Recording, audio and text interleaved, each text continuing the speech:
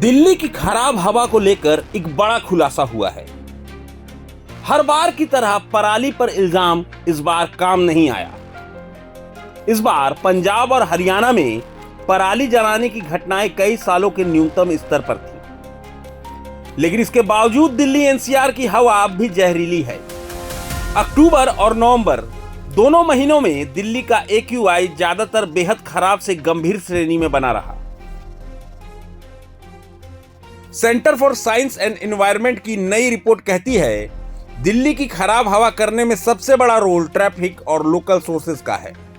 और अब centre for science and environment की नई रिपोर्ट कहती है दिल्ली की हवा खराब करने में सबसे बड़ा रोल ट्रैफिक और लोकल सोर्सेज का है। पराली का योगदान लगभग नगण्य है। दिल्ली के 22 मॉनिटरिंग स्टेशनों पर 59 में से 30 से ज्यादा दिन हवा में कार्बन मोनोऑक्साइड यानी CO तय सीमा से ऊपर मिली। द्वारका सेक्टर 8 में सबसे ज्यादा 55 दिन, जहांगीरपुरी और दिल्ली यूनिवर्सिटी में 50-50 दिन। जहांगीरपुरी इस साल का सबसे प्रदूषित हॉटस्पॉट बन गया है, जहां PM 2.5 का सालाना औसत 119 माइक्रोग्राम प्रति क्यूबिक मीटर दर्ज हुआ। इसके बाद नंबर आता है बवाना, वजीरपुर 113 और आनंद विहार 111 का।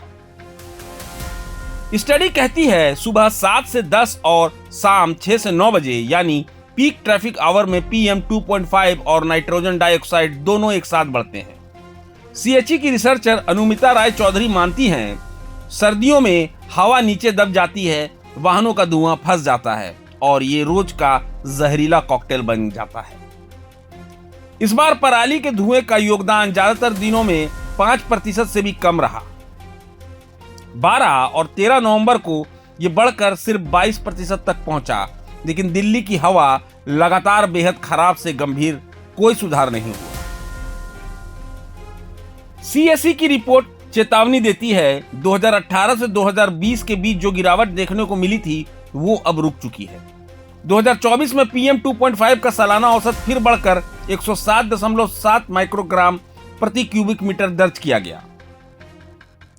CSE का सुझाव साफ है, पुरानी पेट्रोल डीजल गाड़ियों को तेजी से स्क्रैप करना, इलेक्ट्रिक मोबिलिटी को बढ़ावा देना, पब्लिक ट्रांसपोर्ट और लास्ट माइल कनेक्टिविटी को मजबूत करनी होगी।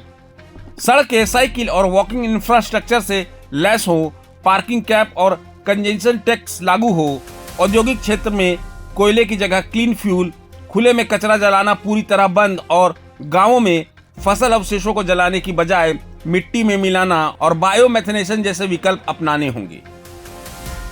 दिल्ली की हवा सिर्फ मौसम की वजह से नहीं बिगड़ी, ये हमारी रोजमर्रा की आदतों का नतीजा है। और जब तक ट्रैफिक, फ्यूल और लोकल उत्सर्जन को नहीं काबू किया जाता, दिल्ली हर सर्दी में यही जहरीला अध्याय दोहराती रहेगी। प्रभातखबर.com, विश्वास वही, रफ्तार नहीं।